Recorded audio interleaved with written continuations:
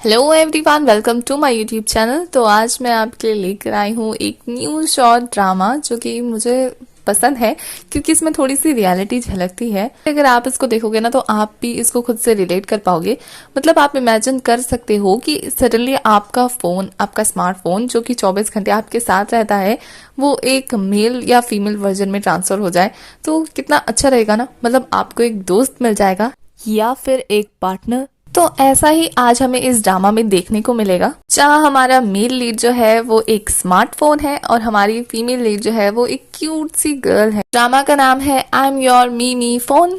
तो episode start होता है और हमें एक सीन दिखाया जाता है जिसमें हमारी फीमेल लीड की मॉम जो है वो उसको कहती है कि वो एक विश करे क्योंकि आज उसका बर्थडे होता है और उसकी मॉम उसके लिए एक ब्यूटीफुल सा प्रेजेंट लेकर आई थी, जिस पे हमारी फीमेल लीड जो है वो विश करती है कि उसको एक ऐसा दोस्त मिले जो लाइफ टाइम तक उसके साथ रहे, उसको कभी भी छोड़ के ना जाए। तभी उसकी मॉम जो है उसे गिफ्ट देती है जो कि एक स्मार्टफोन होता है, जिस फोन को देखकर वो बहुत ज्यादा खुश होती है। मतलब उसको एक दोस्त मिल गया और सडनली देखते ही देखते वो स्मार्टफोन जो है वो एक ब्यूटीफुल से बॉय में ट्रांसफर हो जाता है और उस लड़के को देखकर हमारी फीमेल लीड डर जाती है। तभी उसकी मॉम आती है, वो उस फोन को देख के स्माइल करने लगती है और जैसे ही हमारा हीरो से हाय बोलता है ना, बेचारी डर के छुप के अपनी मॉम के पीछे सिमट जाती है। मतलब एक फोन को अपने आंखों के सामने हाय बोलते हुए देखना कितना अजीब हो सकता है ना पहली बार के लिए। तो उस तरह से वो भी डर जाती है। और उसकी मॉम जो है इस फोन से हमारी फीमेल लीड को इंट्रोड्यूस कराती है जिसका नाम श्याओमी होता है और वो उसे कहती है कि आज से ये तुम्हारा दोस्त है और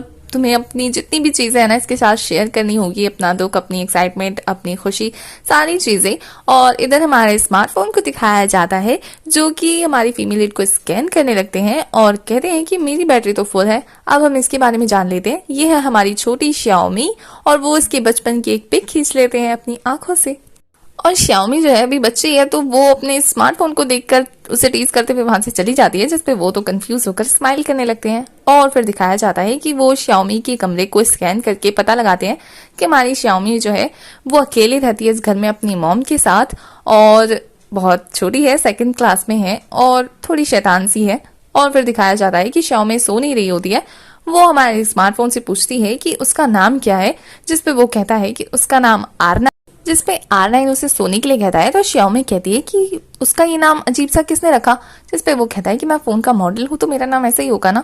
जिसपे श्याओमी फिर से सवाल करती है कि वो खाता क्या है, वो करता क्या है, वो रहता कहाँ पे, कहाँ से आया। मतलब बहुत सारे सवाल पूछकर उसे परेशान करने लगती है।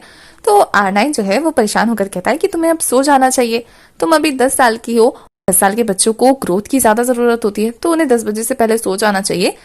तो हमारी जो श्याओमी है वो कहती है कि तुम कैसे सोते हो, जिसपे R9 बताता है कि अगर उसकी पावर ऑफ कर दो तो वो सो जाता है। जिसपे श्याओमी कहती है कि उसके अंदर ऐसी फीचर्स थोड़ी है, उसको ऐसे नींद नहीं आती है। जिसपे R9 जो है वो फोन में स्लीपिंग मोड ऑन करता है जिससे कि शिप काउंट होने लगती है।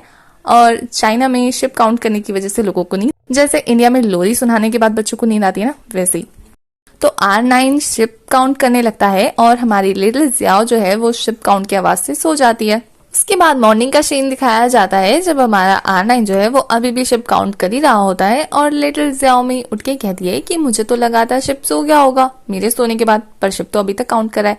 फिर वो कहती है कि मैंने ना तुम्हारा एक न्यू नाम रखा है जो कि है मेमी, और मेमी का चाइनीज में मतलब होता है जैसे भेड़ अपनी आवाज में गाती है ना, वैसा ही। जैसे यहाँ पे मैं होता है ना, वैसे वहां पे मीमी है, तो वही उसका नाम रख दिया जो कि स्मार्टफोन को भी पसंद आ जाता है। उसके बाद दिखाया जाता है कि श्याओमी को मीमी छोड़ने जाता है स्कूल में और जब तक वो स्कूल में होती है तब तक वो बाहर उसका वेट कर रहा होता है। और जैसे ही श्याओमी आती है तो वो उसको एक आइसक्रीम देता है और उसके पीछे पीछे चलने लगता है। काश हमारे पास भी ऐसा ही एक फोन होता। मतलब फोन तो है लेकिन ऐसा वर्जन नहीं है ना उसका। और यहाँ उसका ख्याल वो बिल्कुल एक बड़े भाई की तरह ही लगता है।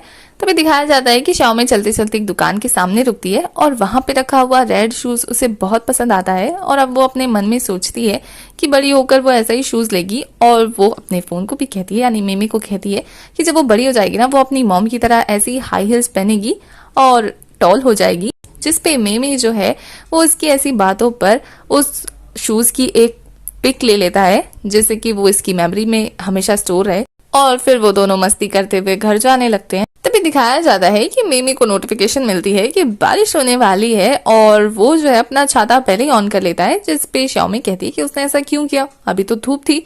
जिस पे मिमी जो है वो काउंटिंग स्टार्ट कर देता है और उसकी काउंटिंग खत्म होते ही सच में बारिश स्टार्ट हो जाती है, जिसे देखकर श्याओमी बहुत इम्प्रेस होती है कि उसका फोन पहले से ही पता लगा सकता है कि बारिश होने वाली है या नहीं। और उसकी स्माइल देख के तो मिमी भी खुश हो जाता है और फिर दोनों साथ साथ घर जाने लगते हैं।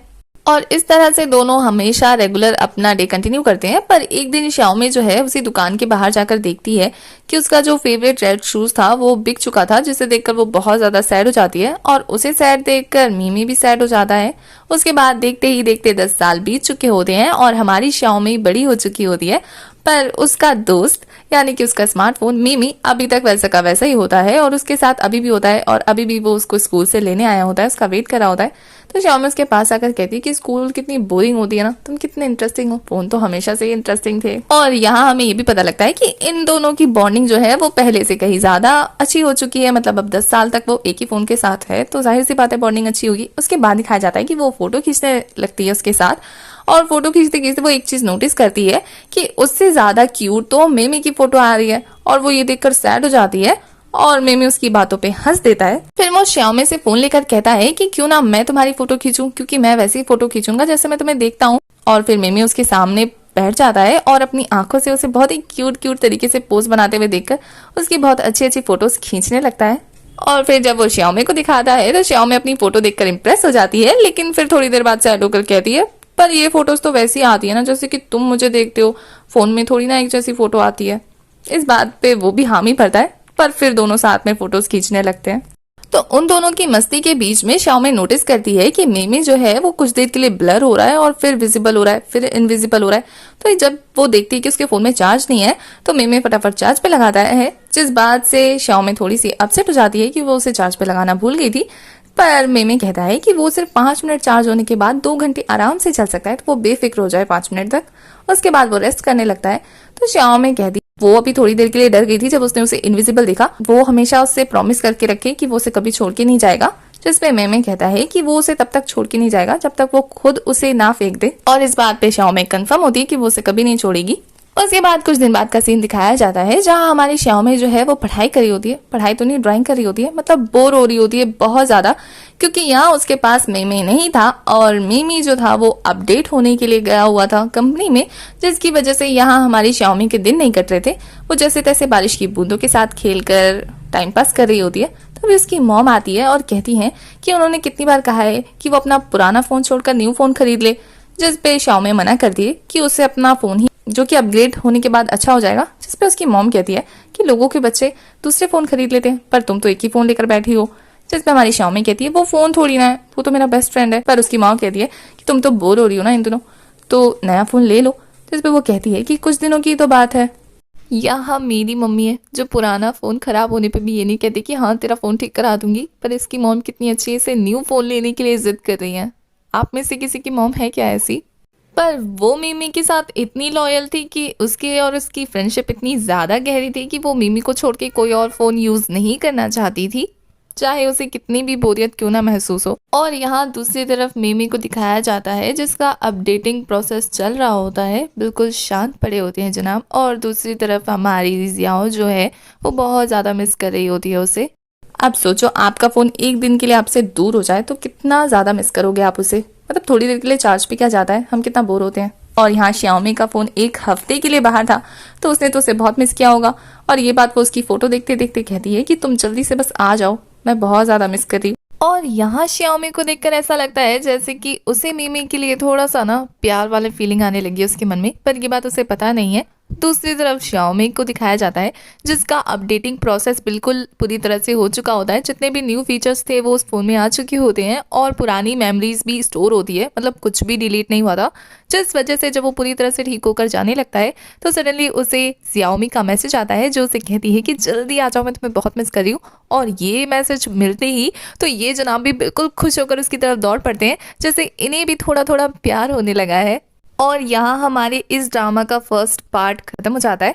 तो फर्स्ट पार्ट की एक्सप्लेनेशन होती है ख़त्म। आगे की कहानी के लिए आपको मेरी नेक्स्ट वीडियो तक वेट करना होगा। और ये बहुत ही यूनिक कॉन्सेप्ट पे बेस्ड छोटा सा ड्रामा सीरीज़ है, जो कि आपको कैसा लगा आप मुझे कमेंट में बता सकते हैं। सिर्फ इमेजिनेशन पे बेस्ड है कि मान लीजिए कि आपका एक फ़ोन, स्मार्टफोन एक स्मार्ट सी लड़की और ब्यूटीफुल सी लड़की में चेंज हो जाए तो आपकी लाइफ में क्या क्या चेंजेस आ सकते हैं या फिर आपकी लाइफ कैसी हो सकती है, ये इस ड्रामा के जरिए आपको पता लग जाएगा।